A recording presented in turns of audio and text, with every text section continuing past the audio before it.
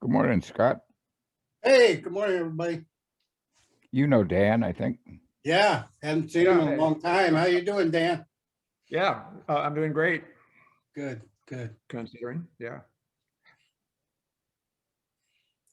So when's the last? What was the context which we knew each other? Uh, what would it have been? I know we were in meetings together, but I can't Probably remember. Maybe the Federation for Industrial Retention or something like that. Midwest Center for Labor Research, probably. Oh, maybe it was that. Maybe it was. Yeah. We're good. Looking forward to the discussion. Well, I always let people know I got brain fog. That's why I asked the question first. I asked, where do we meet? Or when was it? How many times a day do you have to tell people that, Scott? There's the So let me be an advocate for vitamin B12. Yeah, it turned out I do.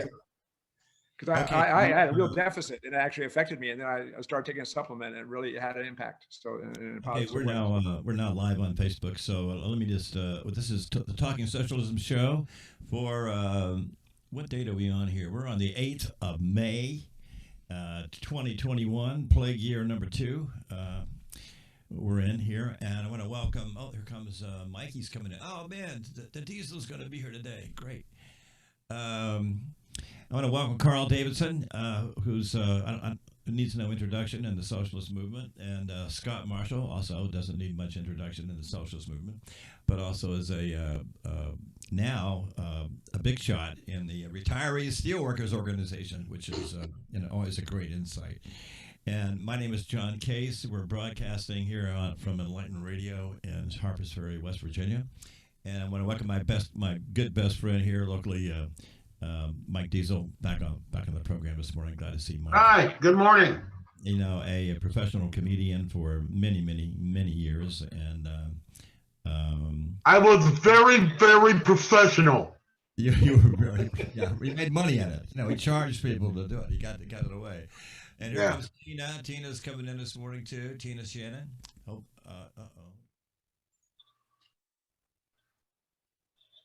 I'm gonna make you a co-host, JB. Okay, is that okay?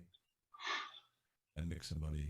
Sorry about your Yankees, JB, but I'm not. Yeah. And so anyway, I'm gonna ask Dan Swinney Carl Davidson to introduce our guest this morning, and introduce the topic as well. I posted on. If you go on the Facebook link on Socialist Economics, where we're broadcasting live right now, then on the Socialist Economics group, you can see also a link to a summary that I think Carl sent me about some of Dan's views. If you want to, read that while we're discussing, in case you haven't seen it before. Carl, thank you. Okay, thanks. Dan and I go, have a long history, beginning with SNCC and SDS and the anti-war movement, but later on we got engaged in the plant shutdowns struggle and the fight for jobs, and we went through a number of battles together, the fight to save Stuart Warner, and in the course of this, we began to study Mondragon co-ops as an option, and we waged some battles around it. But in the midst of it, Dan made I think a unique contribution. Most of the life at the time, when you talked about capitalism, you talked about corporations as all evil, or you talked about monopoly. But what Dan did in a paper called "Building a Bridge" is he put all that aside and made a new division, or a new way of sectoring capital. He drew the line between speculative capital and productive capital, and then he made another distinction within productive capital between high road and low road, and the idea was that in order to really develop jobs and expand the economy, you had to a certain degree, unite with high road capital against the others. And in the course of that, offer an alternative vision that included worker ownership and also minority ownership, or where minority Latino or Black capitalists would take over firms that had aging owners and would fail otherwise unless they were taken over. But they were perfectly productive otherwise.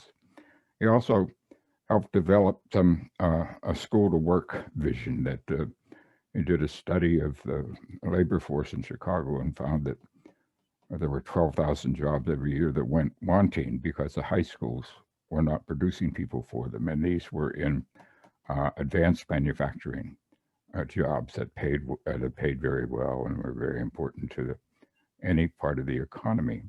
And that to work on that, you had to change. You had to offer courses in the schools that would help develop students who could go straight into these high-paying jobs. And so we worked on that with a thing called the Austin Polytech.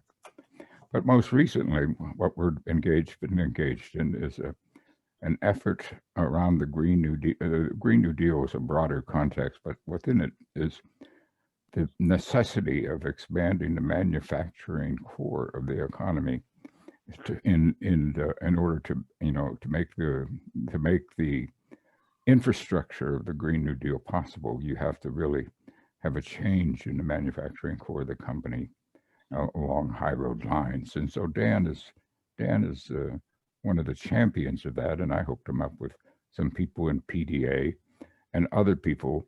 And what we're trying to do now is to get this incorporated in one of the bills that are projected to go to the floor of Congress in order to get passed. So that's what Dan, what his history is, part of it anyway. There's much more involved than that. But why I'm bringing him here, because to discuss the importance of this idea in terms of the different changes we're advocating in terms of economic policy and national industrial policy. So anyway, back to you, John. Well, Dan, with that introduction, you should need no other. No, I'd be happy to hop in. Yeah, hop in and tell us about your, if you could keep it at around 10 minutes, or then we could go into some kind of dialogue. Okay. That's perfect. Okay, actually, that Right. It gives me enough time to give you the background to my thinking. So. All right, great, thanks. Yeah. So first of all, thanks for having me on the show. It's a real pleasure. Well, just looking forward to the discussion. So as Carl said, my background, I was going to be a veterinarian, and then 1965 happened, and I ended up for a variety of reasons going to the South and worked for a summer as a volunteer for SNCC, and then went back again for another summer, and then transferred to the University of Wisconsin. So I got my start in organizing in the South. Then became a leader of the Wisconsin Draft Resistance Union, and at the University of Wisconsin. And then we all decided we needed. I chose as my career to change the world, like everybody in this room has done. And I decided to focus on manufacturing, and I saw my career path in the labor movement. So I spent 13 years as a machinist and independent union organizer. And my first campaign was working with the UE at Sunbeam in the west side of Chicago. And I made all my mistakes there. I mean, we made a good run at it. But finally they outmaneuvered us, and then I went on to work at a place called Taylor Forge, which was down the street, which is a subsidiary of Gulf and Western. And there I, was successful in organizing. And Scott, maybe that's where we met, as in the steelworkers, because I organized local 8787, at Taylor Forge, and became active in District 31, and with Jim Balanoff and the whole. Oh yeah, that was it. That world, that was my world, and I was actually Jim Balanoff's campaign manager for his effort to sustain himself as district director. And then my company closed in 1983. And that was the beginning of the wave of plant closings in Chicago and on the west side. And Cicero lost 50% of his jobs in 6 years. And Chicago in the 1980s lost 3,000 out of 7,000 companies, including the company I worked for. So at that point, and I was obviously I was part of both the labor movement, and I've always believed in community development. And at that point, people were saying manufacturing was dead and or dying. And there was a perspective from both the left and the right about trying to describe what was going on. And I was dissatisfied with both views. I thought both were equally superficial and not sufficient. So I then created what is now called Manufacturing Renaissance. We started out as the Midwest Center for Labor Research, and people may know us from the publication Labor Research Review. Our name became the Center for Labor and Community Research, and it's now Manufacturing Renaissance. And the change in names actually reflects the evolution of our thinking. So I spent, as Midwest Center for Labor Research, we spent about 15 years as sort of the SWAT team for plant closings. Our first major client was the Harold Washington administration. But we were then, and our interest in manufacturing is just like everybody in this room, is always the social aspect of it. We do work with companies, and I'll explain that, but our focus is always, how does manufacturing contribute to community development or destroy community? And so we formed to answer that question. I thought it was a serious question that had to be answered with some in-depth work. So we worked on behalf of the city of Chicago, the state of New York. We were typically called by unions, like the UE called us in for their negotiations at Stuart Warner.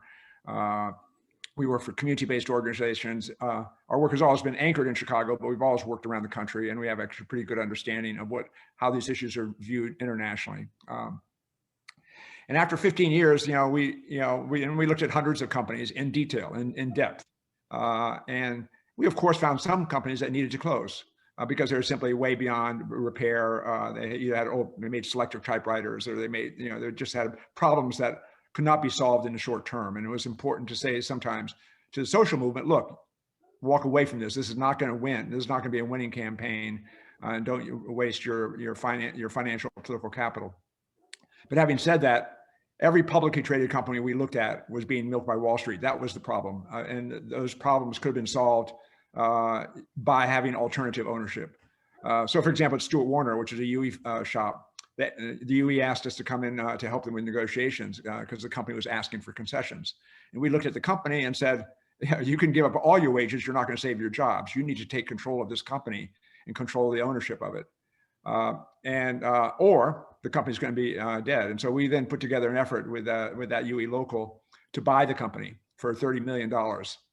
And we had a Black entrepreneur, Tim Wright, and we came close and didn't quite succeed. But but we knew we could have been successful. We actually had a campaign to use eminent domain to take control of the company, and we had 24 out of 50 city council members in support of our proposal. But who was to become Mayor Daley opposed us, and we lost by 1 vote, or we could have taken control of that company. But we also, with large companies, the same company I worked for, that was the same thing. We looked at small companies, and we found, in manufacturing, 90% of small companies have less than 100 employees. And typically in Illinois and around the country, 99% are owned by whites. And we also, and they're typically men our age, or getting close to, or should have retired a long time ago. And they have a small company that nobody knows about. It's hidden in plain sight. The kid doesn't want to go back into the ghetto, or is not competent to go into a company to run it as a manufacturing company. But a perfectly healthy company closes because there's not a succession plan. So early on in 1989, we then identified a few of those companies and arranged employee buyouts of those companies. We worked with Black and Latino entrepreneurs to buy out companies. And what was interesting then, and we can come back to this as one of our discussion points, the UE and Frank Rosen, and who I worked for very well, became one of my opponents because we were advocating employee ownership. And Frank's the view of the UE at that point was, if you're turning workers you're going to turn workers into managers and push them to the other side. And we said, what are you talking about?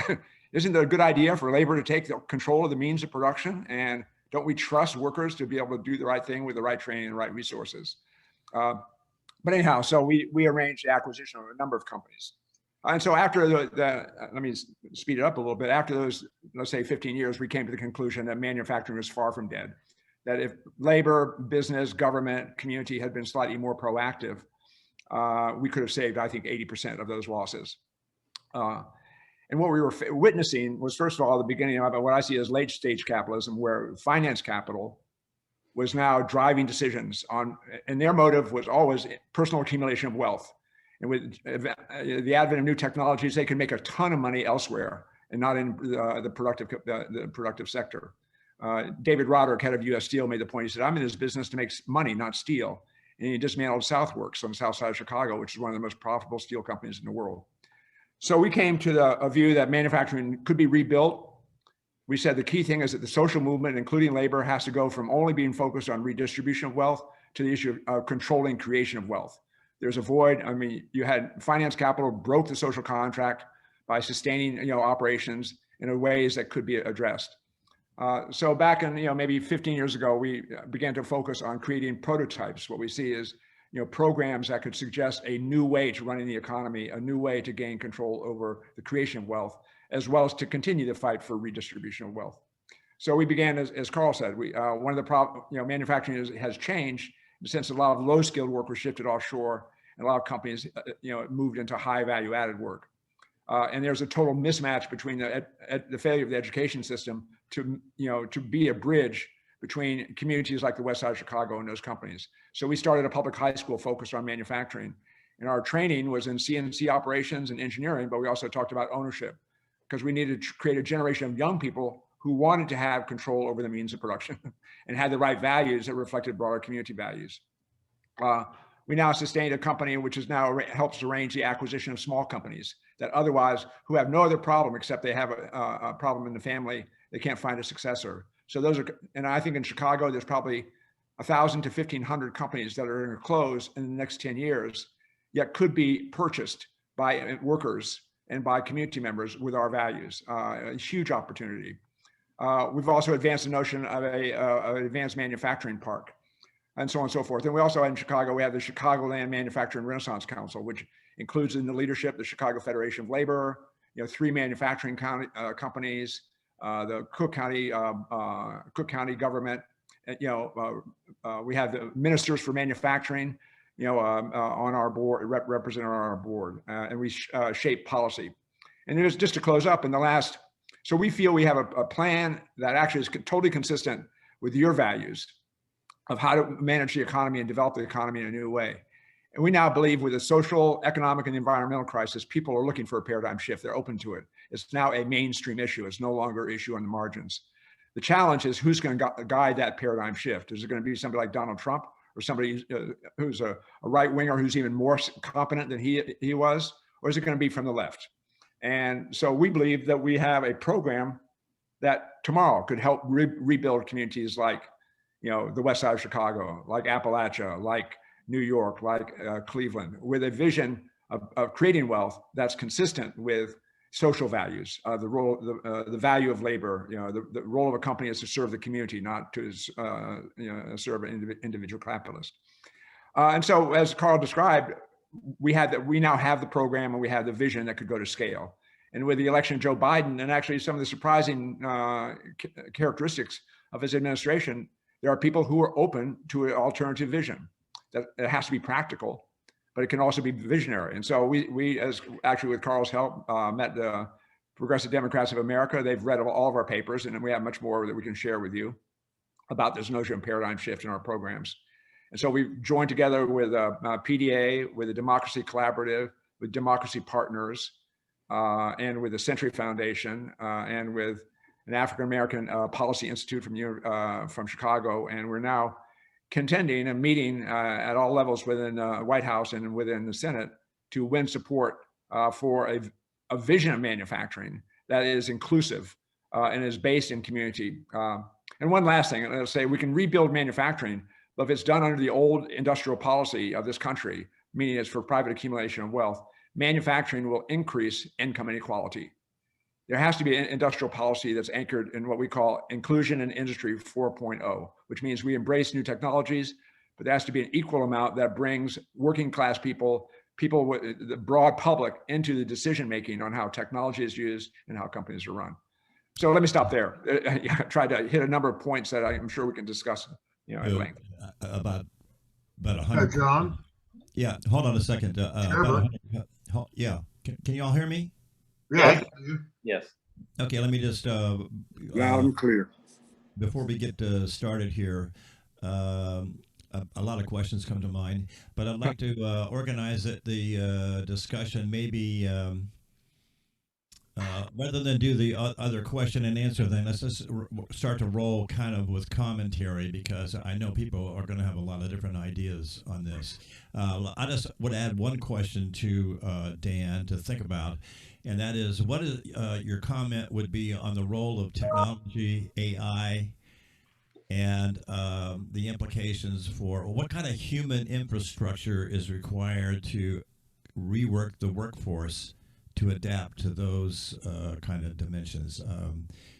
If you get a chance at some point in the discussion, I'd like to hear your views on that. Who would like to go first? Well, I haven't been here in a while, so Mike. Thank you. maybe I should go last since I'm such No, a. you should go first. Welcome, Mike. Love to see you, Thank buddy. you so much. I missed you guys. It's good to see everyone. I just had two commentaries, I guess. One would be if we do not pay very close attention to the voter bills nationally, we're going to get our ass kicked. These Republican state legislation, we're talking about over 30 states that are going to screw poor people and people of color, which that means we can't move anything forward at all. And not only do they have to jump through more hoops, how frustrating is it if you got to get off work now by 3 or 4, just get your ass down to some place that's been changed from your original voting place to vote. And you can't stand in line and have somebody give you a cup of water because they'll go to jail. So these are things we have to focus on. That's one thing. The other thing, too, is I think somebody should introduce a bill that redefines a corporation. Yeah. That's a good one. That's all I got. Yeah, Dan's proposal is fantastic. This is the first I've heard of it. It's one of the best things I've heard in a long time. It makes a lot of sense. And I want that $84,000 job. We have kids from the west side of Chicago went through our program. And the west side of Chicago is a disaster area in terms of a history of public education. They're now CNC operators making $80,000, $90,000 a year, becoming high workers, because we stepped into the void that the school system is abandoned. Anybody else wants to? James has some comments. James has his hand up. Go ahead, James. Yeah, sorry I'm late, Okay, guys. welcome, James. You've been working all night. Yeah, I did. I had a little meltdown in there today with a client, and then somebody stole about 40 Suboxones off the medication cart, and we had to go into full lockdown. But we found it. We got cameras. But yeah, my question is, how I missed most of the presentation, but I work in the addiction population and people who are coming out of prison. How would that work? To help find those people employment and stabilization and housing and all of the things to remove a lot of the barriers to sustainable recovery. And my question is, after rehab, then what? Right. So John, could I hit the 3 questions already? Go ahead, man. Go for it, Dan. Let me start with James's question. And thanks for the comment. So we work closely with the returning citizen population. Actually, we work with the Safer Foundation, which is the largest service company in the country that serves that population. And Victor Dixon, who runs that company, is on our board of directors. So from the very beginning, we said that the issue that you described has to be addressed. In a community like Austin, you have a disproportionate number of people who've gone through the criminal justice system who are Black. And so if you don't address the issue of providing them with a sustainable career, you're out of luck. So what I described earlier was, advanced, manufacturing has shifted to advanced manufacturing, where to even get an entry-level job, you have to be technically skilled. and more so than you typically get from public education, much less if you've dropped out of high school and been into prison.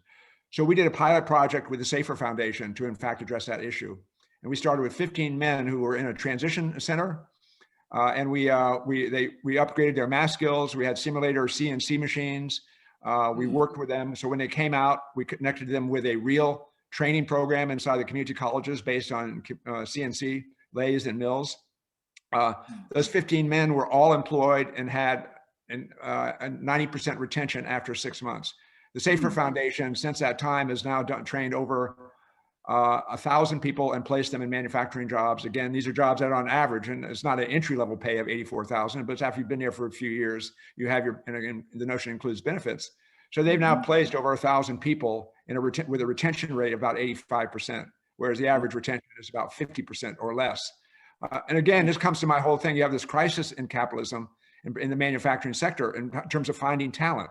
Well, we should fill that void and fill it with our people. In other words, and people who not only have the technical skills, but the values of how that company should be run, how that company should relate to the community. So what you describe is something that is very important to us. And it's part of our prototype for that. These are the kinds of programs that need to be taken to scale.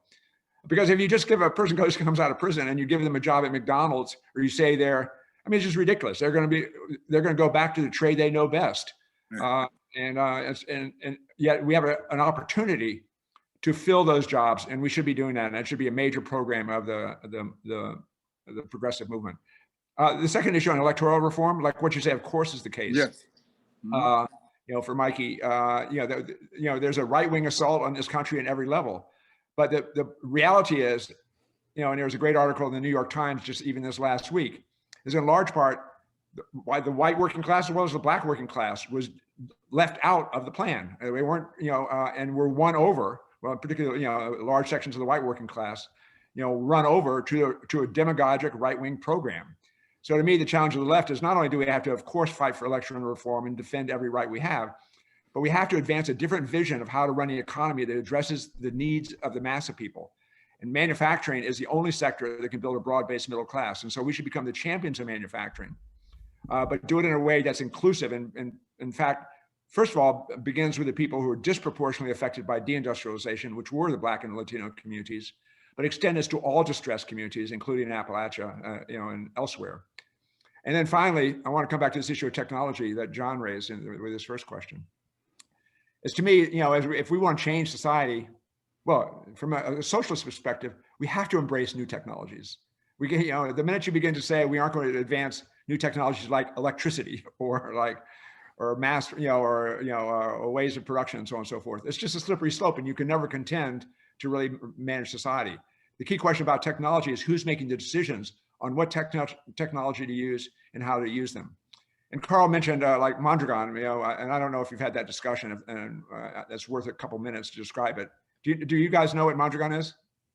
I'm not sure everybody does. I do, but No, I don't. Okay. Well, let me. It's worth just a fast. So Mondragon is a town in Spain, in northern Spain, and in the 1940s, it was a very poor town. A rural, poor community. In the 1940s, there was a priest named Arizmendi who had been a partisan in the Spanish Civil War, and he was scheduled for execution by Franco, but somehow avoided it and was sent to work in this small town. So he understood the value of manufacturing. So he started that if you couldn't build a modern society without having a manufacturing foundation. But the way he started a technical school that trained young people in that area on the technical skills of manufacturing, of machining, engineering, welding. But he also infused it with a Catholic social teaching at that point. The value of the role of the company is to build the community, not just to make somebody rich. And the work has to be work that has integrity and builds human beings, not exploits them, and so on and so forth. So in 10 years later, in the 50s, he took 5 of his students and they bought a company, a gas stove company, and turned it into a cooperative where it was one worker, one vote, and that was a management structure. And the highest paid worker made no more than 3 times the lowest paid worker. And therefore, they used the margins they made in that company to reinvest in new technologies, and they embraced the new technologies. So in that model, they now have over 100 companies employing like 150,000 people. It's all based on the cooperative model. This is the workers owning the means of production and making decisions about what technology to use and how to use it. So they were the first organization, network of companies in Spain to introduce robotics, because they saw the writing was on the wall. You have to, if you're going to compete internationally, you have to embrace robotics. So, but they've used it as a way to expand market share. That's their purpose of it, rather than cut workers out of the process. So when they used robotics, they expanded employment rather than decreasing employment, which would be the traditional capitalist approach to using technology.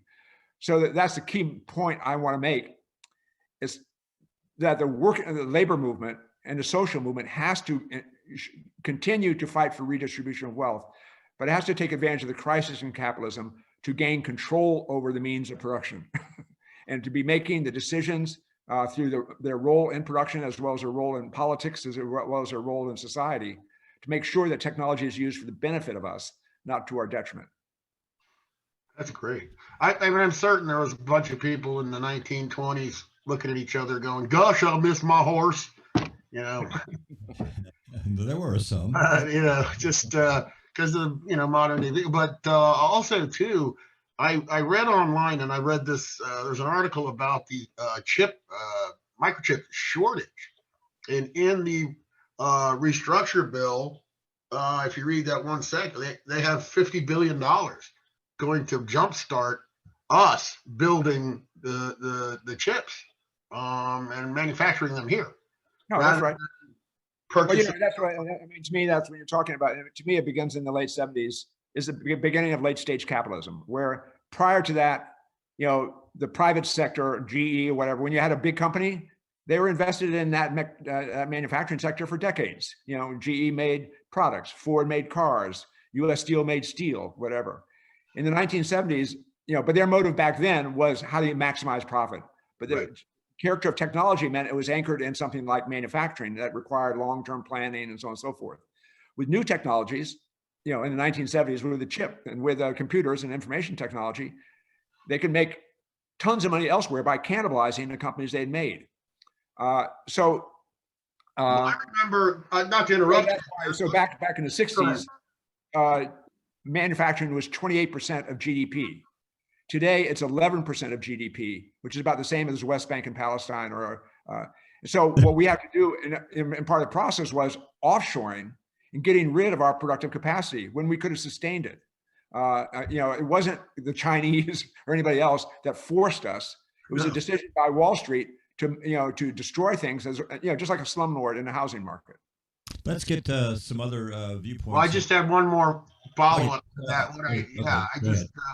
Real quick, I was involved in professional services industry a long time ago, and I just real quick, I saw our computer things go from card decks to actual personal computers, right. Which, you know, I was around in that business long enough to see that happen, and I thought that was quite fascinating. But you knew that bubble on the .com bubble would burst because it was going way too fast. Okay. Who else wants to weigh in on Right. this? Well, Scott. Oh. You're Scott. muted. You're muted, Scott. Yeah, let Scott go. Oh, I Scott, sure oh. am. I didn't- Thanks, guys. I really want to thank you for that. And you know what, we were talking before the show.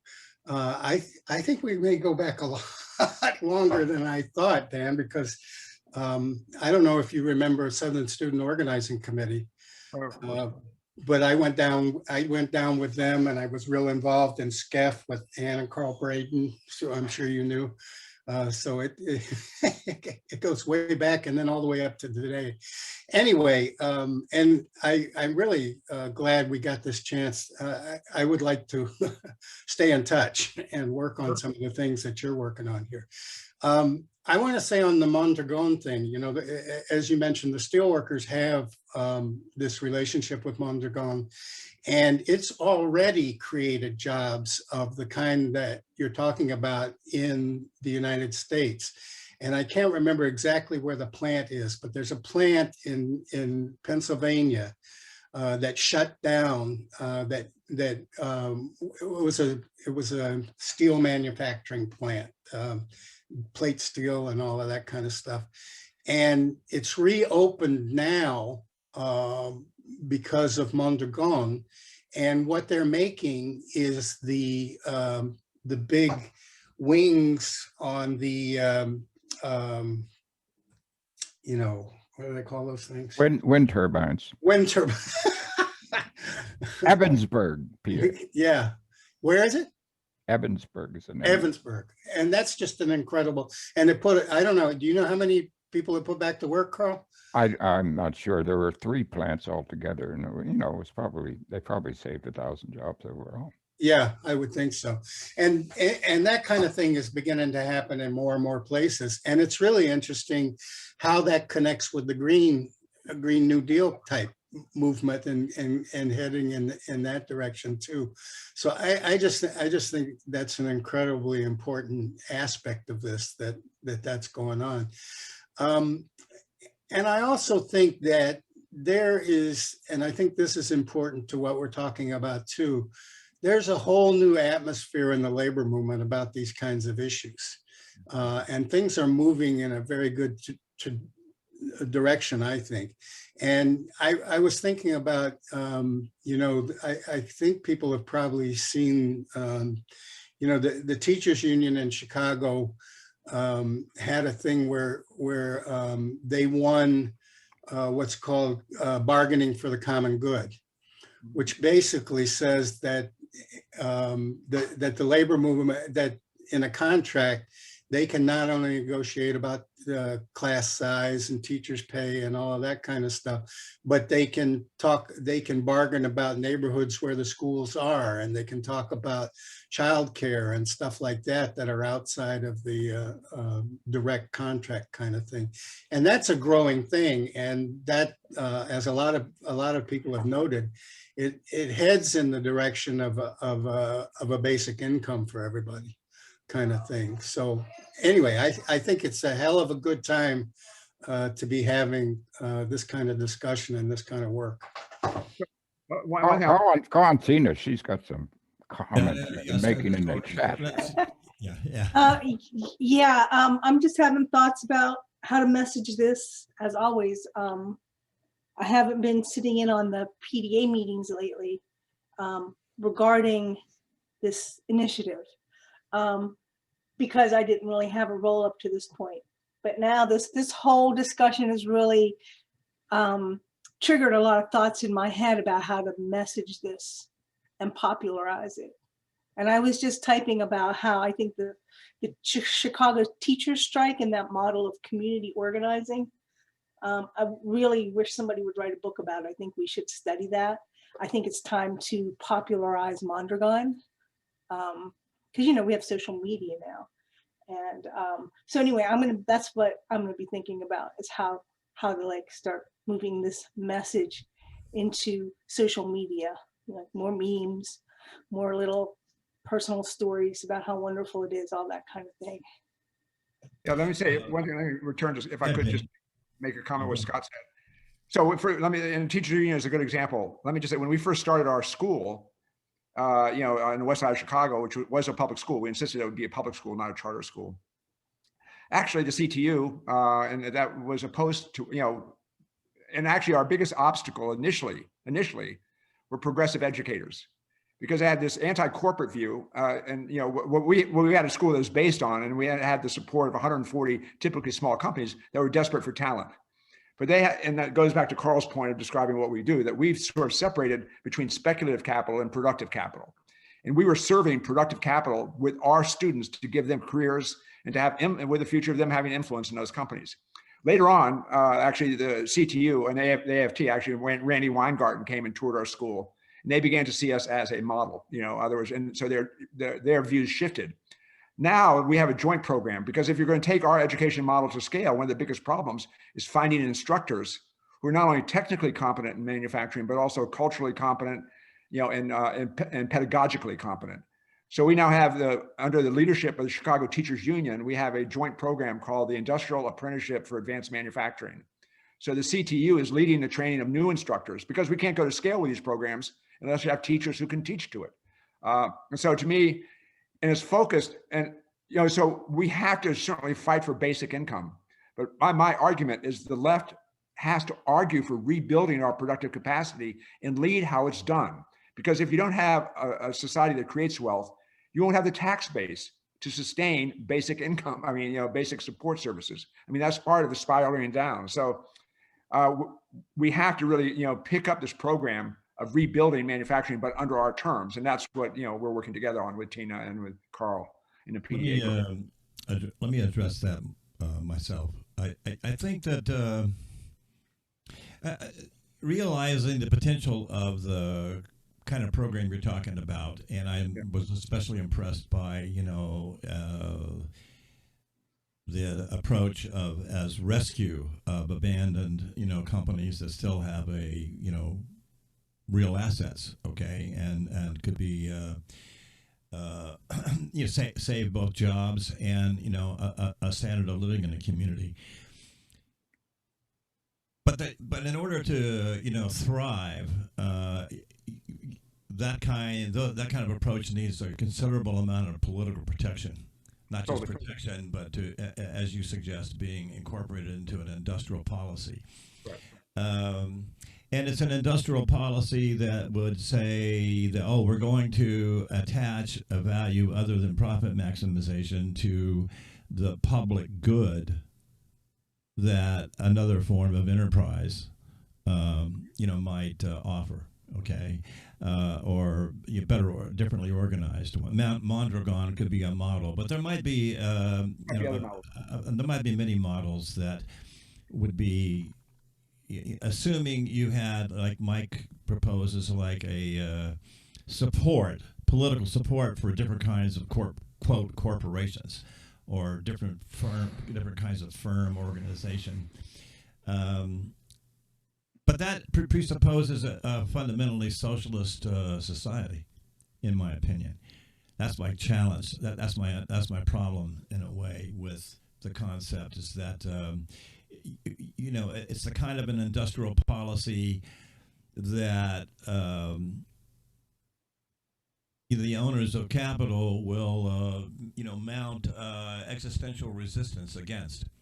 And I think if you understand that in the beginning, then it becomes the agencies of having the political environment where these kinds of reforms could be proposed, sustained, and tested. I mean, for example, sometimes you're going to be having an idea that's trying to solve a well-known existing problem, and you can't guarantee that it's not going to require amendment or adaptation or whatever, and restructure as it goes forward. But you have to have an environment that's going to take let's call it a social scientific approach to what should be produced. That was a revolutionary program in a way. I mean, there's not much different than what you're proposing than what the Chinese are doing. That's an interesting point. Level of development, but no, let me say, there's an analog there. Let me make a point here. Some of the things we're talking about and why we need to change our views about how to sector capital is to understand that there are certain sectors of capital that there's no ironclad walls separating them from being part of a socialist order, because the socialist order, by its very definition, is a mixed economy, at least in the very beginnings, and probably for a considerable time, which means there's no real objective reason why a certain sector of capital can't be won over to it. And it's also a good reason why some other sectors of capital will fight it tooth and nail. So it's a question of seeing these restructuring type reforms, they're not socialism in and of themselves, but they can serve as a bridge to a new order, which will take a lot more than just building up this kind of economic base for it. It requires the construction of a political counter-hegemonic bloc that's going to be able to see it through. Then you get into the whole question of the difference between government and the state, which is a problem I would love to have, but we're not there. We're not quite there yet. I'd like to respond to it.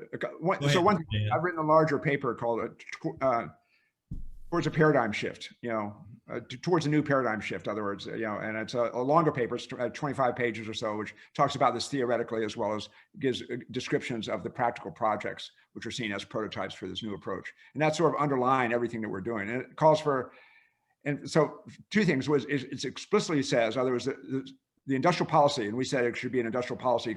First of all, you need an industrial policy. And right now, even that word has only recently been uplifted to something that people should even talk about.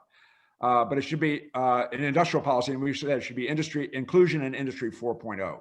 But its objective is that the new paradigm means that the old paradigm represented the purpose of manufacturing is for private accumulation of wealth. That's a paradigm that is now failing again and again and again, and it's manifested in many different ways. We're very explicit. Our new paradigm is based on development that's economically, socially, and environmentally sustainable and restorative. And I think that is a mainstream message that people embrace at this point when you have practical solutions that provide people returning from prison with jobs, brings in 140 small companies on the west side of Chicago to support public education on the west side of Chicago and hire young people from that community. Now, and so a couple of things, I've always, we work with a broad range of people, for example, which has made me controversial even among the left. Like as I was saying earlier on, the fact that we'd work with companies or even that we'd work with non-union companies somehow put us out of range. We think that you have to, if you're going to transform society, it operates in three different levels. It operates certainly in the state that you described, John, and that's why we're deeply engaged now in trying to shape the policy of the federal government. And it seems like there's an opening where we have a fighting chance at doing that. You have to fight in civil society where people begin to praise the notion of being innovative and creating wealth, as well as redistributing wealth and being fair. And you also have the market, and the market is not a construct of capitalism.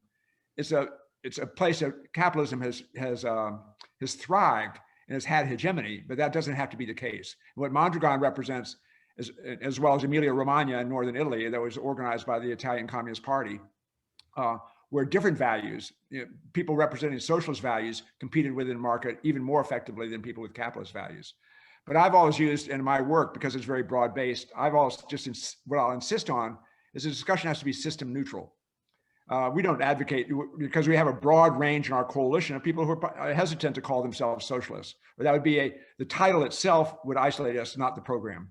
So my view is how do we, and that's why but we say we want to work with Democrats, we want to work with Republicans, we want to work with socialists, we want to win over Trump supporters. The big problem with the election, it's amazing that Trump had the base that he had, and there's still fear that he still can sustain that base. So the left ought to be stripping that away through its program and winning over the people that Hillary Clinton called the deplorables.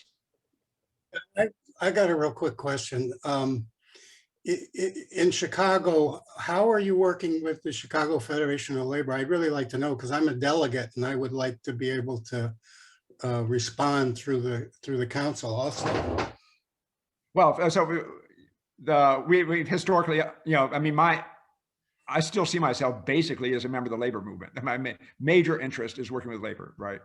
And for all the obvious reasons that I share with each of you.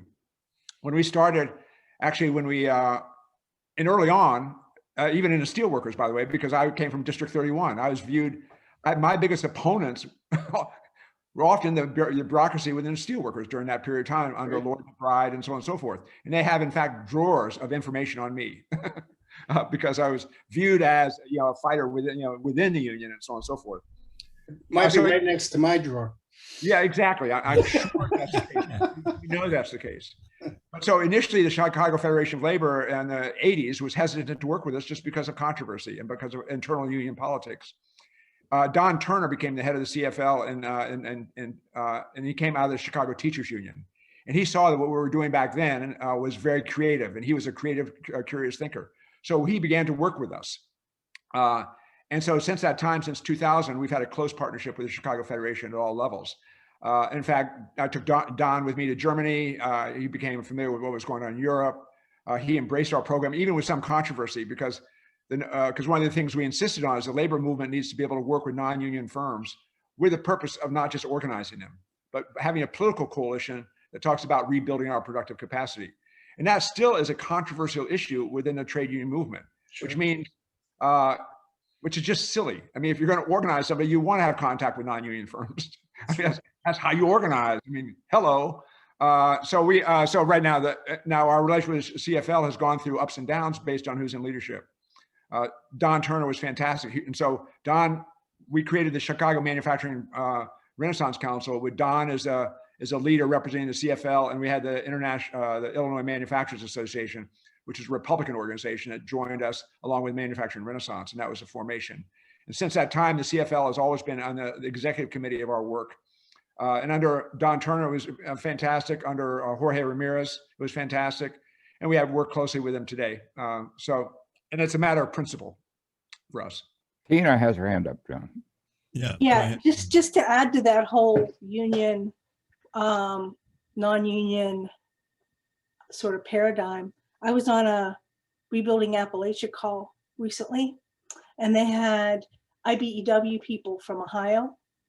And apparently there's an initiative in Ohio between IBEW and a solar project. And IBEW was, the guy from IBEW was talking about how they either had just created or were creating a new category in their scale for entry-level solar workers.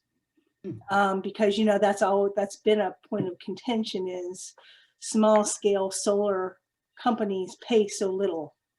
And, you know, IBEWs are highly skilled union, you know, like those guys go through a lot of training in their apprenticeships. So I think that to me, that was one of the most important things I got from that whole call, was that there are places in the labor movement that are trying to, like in, you know, like the building trades, you know, in this stolid building trades, that are trying to find their way to renewable energy. I'm not sure that creating a low paid category for small scale solar startups is the way to go with it, but I was really encouraged that they were trying. There was, you know, IBEW was, because IBEW is big here where I live, and that, you know, that they were exploring ways. So that seemed to me like there is an opening, I think. Yeah, I think there is. I mean, right now you have to create new coalitions, and they have to be broad-based if we have any chance of success. And so you have to find ways that people can, you know, we see ourselves as skilled at creating unlikely partnerships. And it's based on principle. I mean, like with the Renaissance Council, we have non-union companies in leadership as well as the CFL. The first thing we say about the Renaissance Council, and it's part, by the way, of our legislation, is to create 30 of those Renaissance Councils around the country. But the skill of organizing is to recognize the limits of those councils. We say very clearly, we have in the council people who believe in promoting advanced manufacturing, promoting profound reform in education, building a coalition that is always inclusive of labor, manufacturers, community, government, et cetera, and is there to end poverty and build a broad-based middle class. We say other issues, so we could have members from a unionized company and the owner of that company on the same committee, having a strike off our table, but working together at our table. Our job is not to solve all problems. It's to accomplish a purpose which we see as strategic. In the long run, profoundly leads to the interests of labor.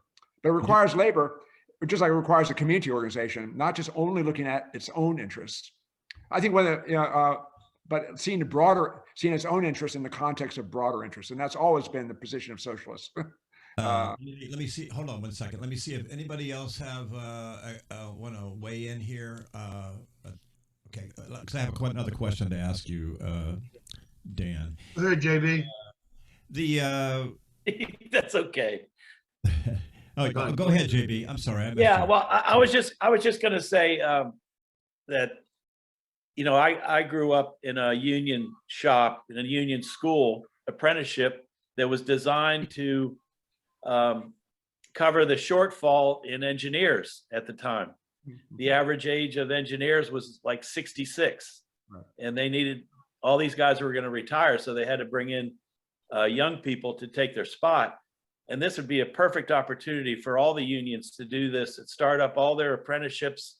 I mean, this is one of the best programs that I've heard of in years, and this should be universally adopted nationwide in order to, you know, jumpstart this economy. I'm so excited now. I can't believe this. This is so good, Dan. I really appreciate you coming on. We've only got 5 more minutes, so let's get in all the rest of the questions. My other question that I wanted to ask Dan here, I want to go back to the automation issue, because right now I believe manufacturing production workers are, I don't know, at under 20%. Sure. Or flirting with 20%, and the projections going 10 years in the future. Although, of course, many projections are kind of messed up by the pandemic, but nonetheless, there's no projected growth right now. So, I mean, in envisioning this paradigm, how does it work to get the section of the workforce devoted to manufacturing not shrink? Well, again, because that's a historical tendency in the technology. The services are what, 80% of the workforce, and isn't that so what happens to the rest of society other than manufacturing that's going to have to live off services? Because we have a minuscule under 2% that are in agriculture. I mean, just like it was what I said earlier. I mean, those projections and that analysis is based on the old paradigm. Otherwise, if we leave up the growth, the development of manufacturing to the current industrial policy, it will decline in the way you described. On the other hand, if we embrace the Green New Deal, as Carl has a great slideshow on the implications for manufacturing and the climate crisis. There's a chance with training and education and government support, there's a chance to re-enter those markets and expand our productive capacity, including employment, dramatically. So I think that, so for example, a wind turbine has 8,000 components. We should be making those components. There should be government support for companies that make those components. The labor unions ought to be demanding that we fight for those kinds of things. So I think we can reverse the trends. It is a complicated question, but I don't think but it's a pretty straightforward answer. If you have a society that is committed to rebuilding the density and the strength of manufacturing and puts its government resources behind it, puts its cultural resources behind it, rewards that activity in the market, we can rebuild. And I think the left has to be advancing that kind of optimism. And add terms to it to make sure it's done in a way that's fair and inclusive. JB. Yeah, we used to make these computer chips here in this country. I worked with a company 10 years ago, Solar World, out of Oregon, and they made their own. They grew their own crystals and cut them into chips, and they stopped doing it. They stopped doing it because it was cheaper to buy them overseas. And there's no reason why we couldn't start that back up again. And because we're going to compete with the Chinese, we better do it on that level. Okay, we're right at the witching hour here. I would like to thank Dan for a very provocative discussion. We could go on with this discussion. Well done, Dan. Thank you so much for coming on. Yeah, I'm going to be using this recording. I think this was a really nice, succinct discussion. I'm promoting it. I came back because, go ahead. I'm sorry, Gina. I'm so sorry. No, on American socialism, Dan, you're right about that too. And every time Jim Matlis used to sit down at a bargaining table as the founder of the UE, and he wanted to explain a different organization of work to the company than what they were promoting, he would always describe it in terms of baseball. About what constituted a good baseball game and a good baseball team and a good baseball captain and a good baseball pitcher and a good baseball first baseman and second baseman and third base, on down the line, and the whole. Unlike the Yankees. And the whole discussion across the bargaining table, it turned out to be a baseball, rap, okay?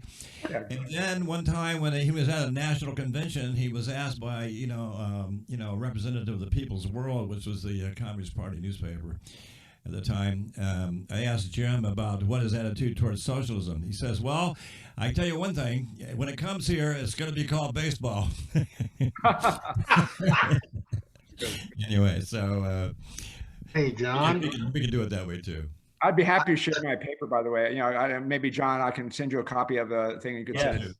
Yes, float that Please around. do. Yeah. Yeah, spread that around. Spread it Yeah, around. you gotta come back. I You gotta just, come back, Dan. it's like when I traveled for stand-up and I was gone for a month and a half, I used to just come home and tell my wife how much she missed me. And I'm telling you guys how much you missed me. So. All right, Mike. Thanks, everybody. All right, have a great Saturday. I'll get this. Hey, guys, thanks for having me back. Hey, Mike, welcome Dan. back. Thank you All right. so much. Thanks, guys. Dan, All right. I want to ask Dan a real quick question. Oh, go ahead. Have you had any contact with Bob Ryder, the president? Yeah. Okay, because he considers himself way to the left. And anyway, I think there's a lot of possibilities. Well, you already know. So anyway, I just wanted to make sure. Yeah, we work with Bob. Okay. All right, man. All right, take care, everybody. Bye bye. Take care.